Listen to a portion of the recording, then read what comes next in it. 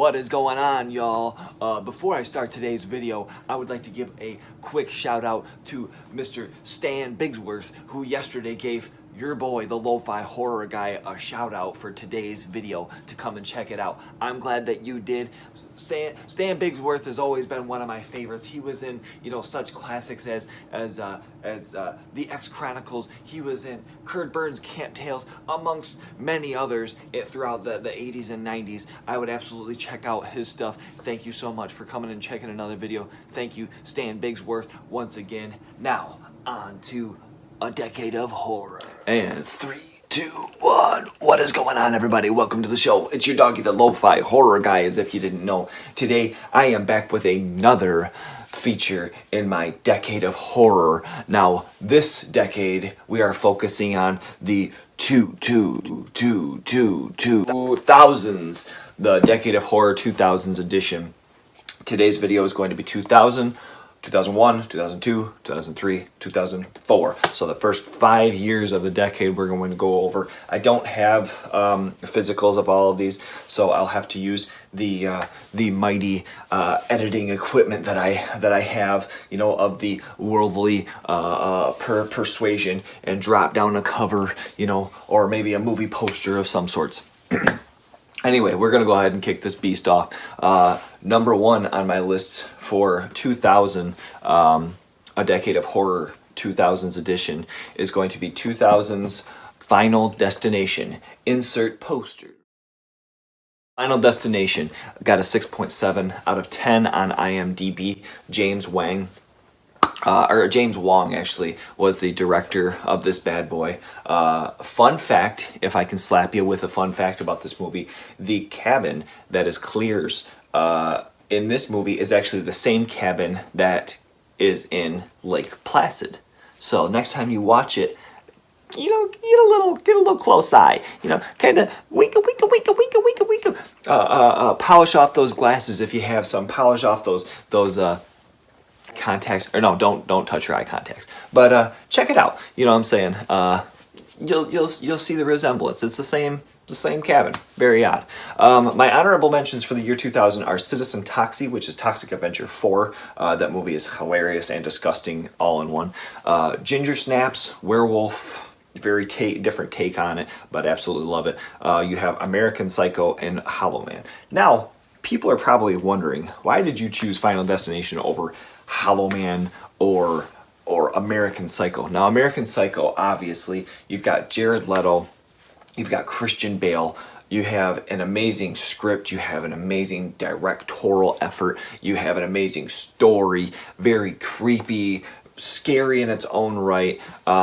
Hollow Man is just, kind of with Kevin Bacon, the scenes, especially like when he is hollow and he's up in the steam pipes and they're shooting and you just barely see, the resemblance of a person in there.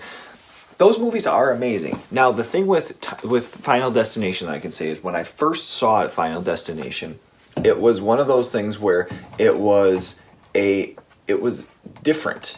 It was a movie that I can remember,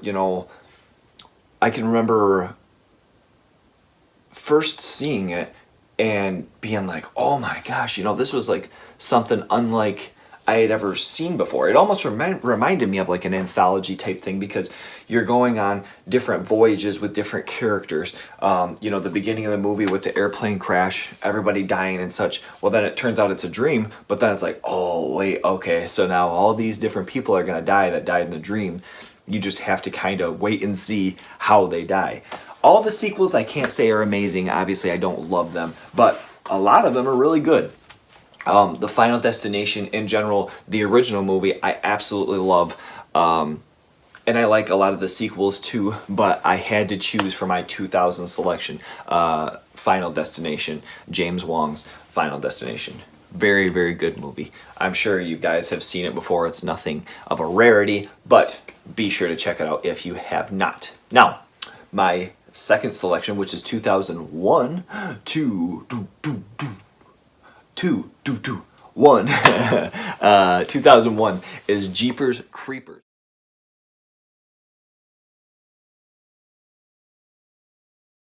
6.2 out of 10 on IMDb.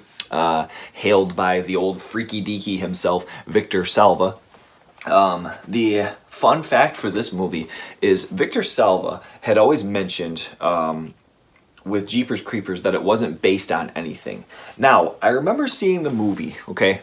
And I remember the whole scene where they're driving by and they see the thing in the back of the church or whatever it is, dumping, it looks like a bloody sheet or like a body, you know, and they're freaking out and then they're getting chased. I remembered probably the 90s, earlier 90s, 90, 91, 92, somewhere around there. There was an Unsolved Mysteries. Remember that show where they would go and they would kind of show the different unsolved cases and murders and different things all around the country. And it just so happened this story happened in Michigan as well. Come to find out, it was an episode about a fella named Dennis DePue, who murdered his wife. And then certain witnesses saw different things. Like, for instance, this couple was driving. They saw somebody in the back of like a school, I believe it was, dumping what looked like a bloody sheet. Well, then there was another eyewitness saying that they were driving and saw this Dennis DePue fella tailgating them just really, really hard and driving all crazy, very erratic, following them for miles, and then finally goes around them, dang near running them off the road. And I remembered kind of seeing something like this, and even though Victor Salva said it's not based on anything, I definitely, when I finally found, even online it says that there is a odd coincidence beside the movie and that story, that episode there.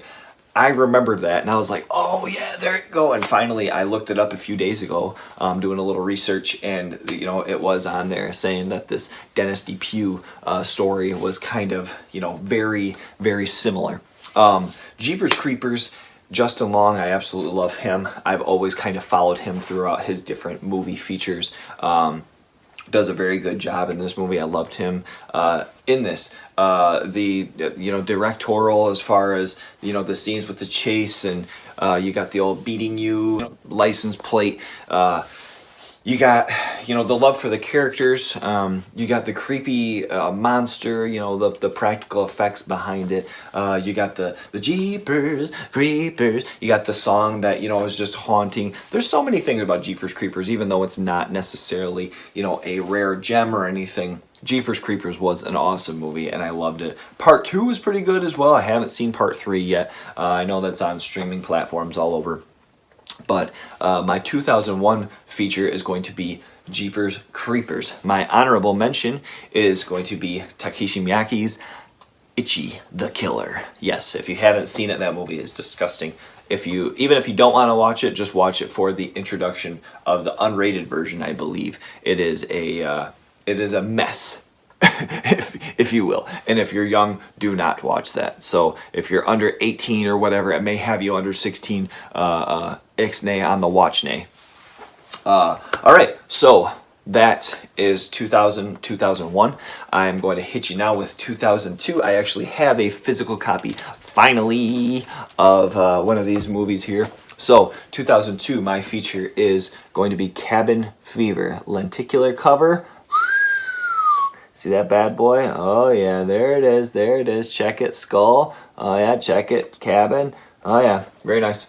Front art, side art, back art. Very cool. Take off the slip cover.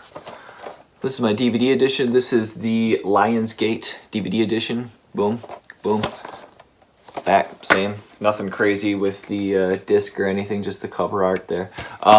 Cabin Fever. Eli Roth did this bad boy. Got a 5.6 on IMDb.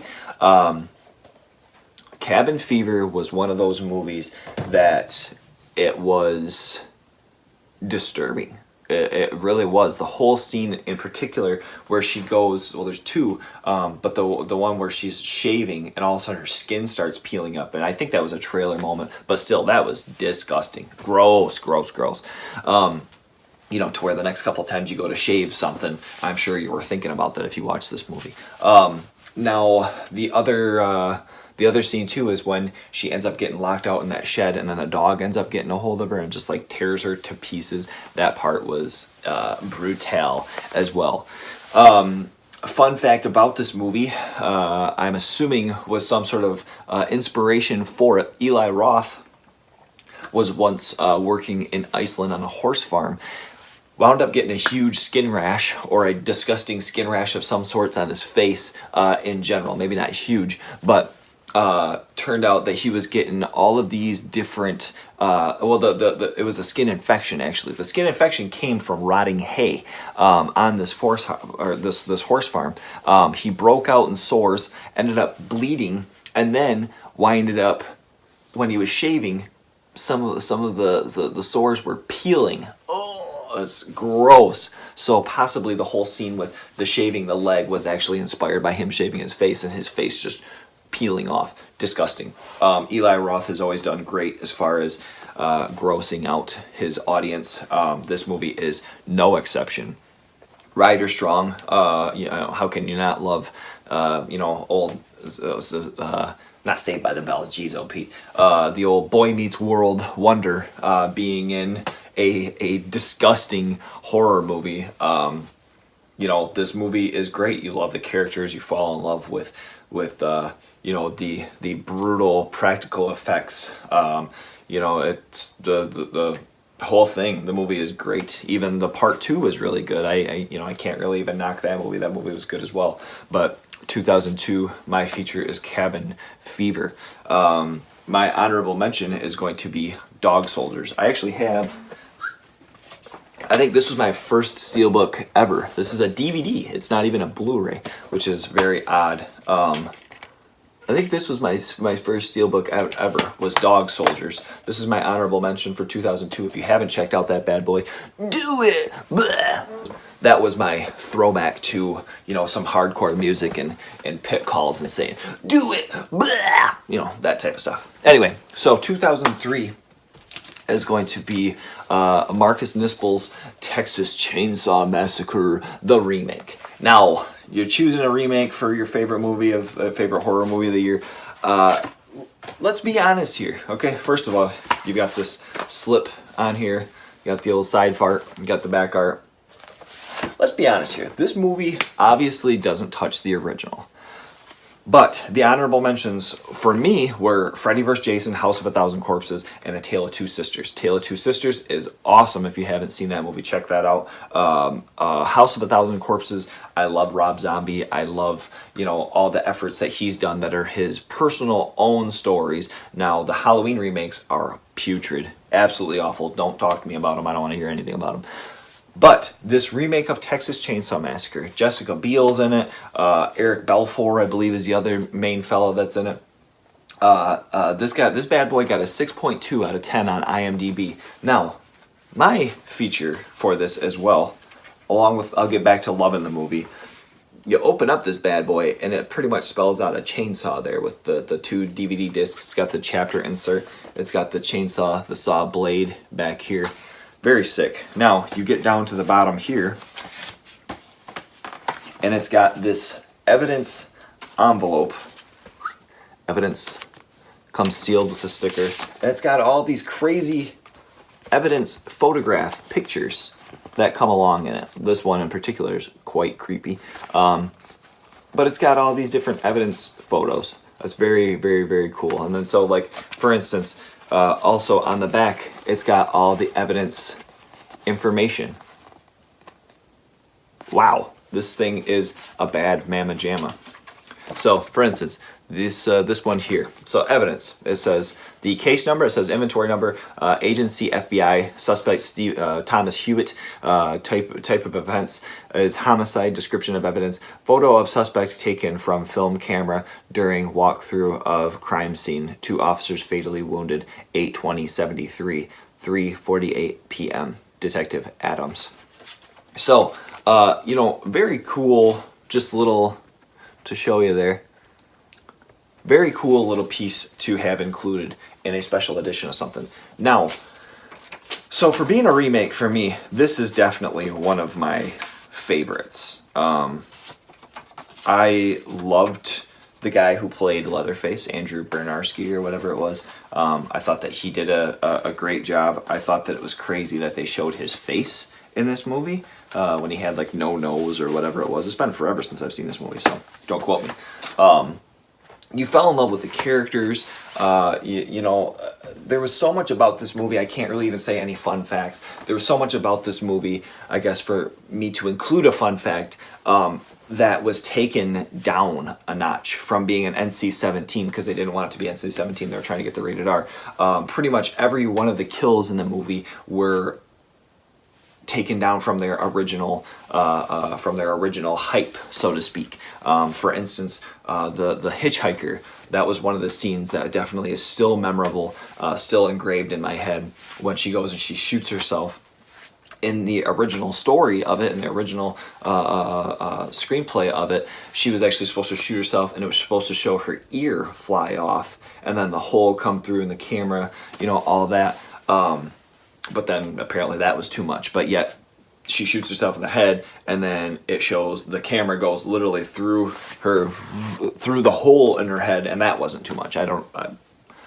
Whatever. I don't know who makes these rules, but I thought that was hilarious. That scene was definitely like wow worthy. Like, oh my God, there were certain things that definitely had you, as opposed to the other efforts of the continuations of the Texas Chainsaw Massacre series.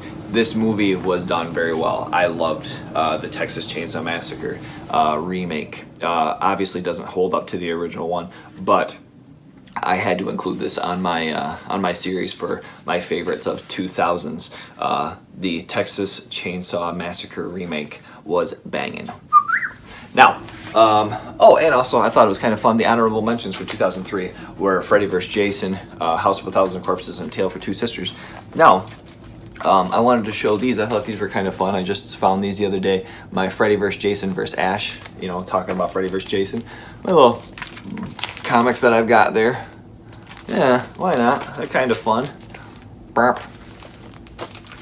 Burp. This is probably one of my favorite covers of that one. Very cool series. I don't think I have part 6. I think it just goes up to part 5. That's sweet. So I don't have the whole series, but I thought that was kind of something else intriguing to include for all you freaks and horror geeks, if you will. So that is my 2003 choice. My 2004 choice is going to be Saw. James Wan, obviously. I have a physical copy somewhere. For some reason I can't find it. It's probably upstairs. The old J-Rex 10 TVs probably got it somewhere. I don't know, watching it and terrifying himself. But 2004, my selection is Saw. Got a 7.6 out of 10 on IMDb. James Wan directed the bad boy. Fun fact about this movie was the doll that's actually in the movie, the jigsaw doll, I guess you would say. James Wan actually made that, actually built that for this, specifically for this movie. I thought that was cool. I thought that was something interesting that I never knew.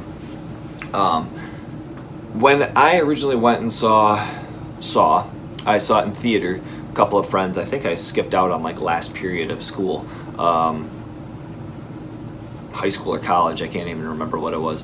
But even aside from being a horror movie, this movie was awesome. Danny Glover, the main dude, whoever, I can't remember what his name was.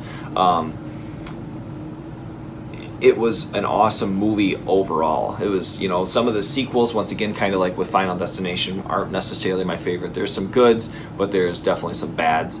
But the original Saw was very, very cool. It was very innovative, I would say, for its time as far as movies that I had seen. Maybe, if I really dig back to the 60s or 70s, I could kind of see there might be a little bit of a remake feel or, not an originality. But from what I could remember, that was something like I had never seen before. The whole gameplay, the whole, like being held captive, the guy in the pig suit going and like, abducting people. There was definitely some terrifying moments in this in this movie, and surely were kept engraved in my brain. My honorable mention for 2004 is Three Extremes. 3 different short stories, anthology movie, foreign horror movie. There's one movie in particular called Dumplings that I loved. and that one actually got a full feature after the anthology movie came out. So check out both of those. But Saw, absolutely check out. That is my 2004 selection. This concludes my Decade of Horror 2000s edition. I hope that you guys enjoyed. I will have my next video out, if not tomorrow, it will be Friday. I hope that you guys agree, maybe disagree. You can go ahead and leave some comments. You can go on my Instagram under the same name, the Lo-Fi Horror Guy, with underscores between every word for whatever reason. Check out some of my content on there. I've got different pictures, I've got different collectibles, different signatures, so on and so forth, whatnot, what have you. This is my third installment of A Decade of Horror. I hope that you guys like it. If you want to go ahead and maybe make some guesses on the second half, what my favorite movies might be, go on ahead. But this concludes this video. I'm going to hit you with give me a ding, give me a dong, give me a bing, give me a bong, give me a like, give me a share. If you don't, I do not care. At the end of the day, I just want you to enjoy some early 2000s scares. All I have is 2 physical copies, sadly. I will superimpose posters, covers, all that with the power of editing, and buy whatever it is that for some reason I don't have that I say is my favorite movie. I'm gonna slap you with the old 3, 2, 1. Nice.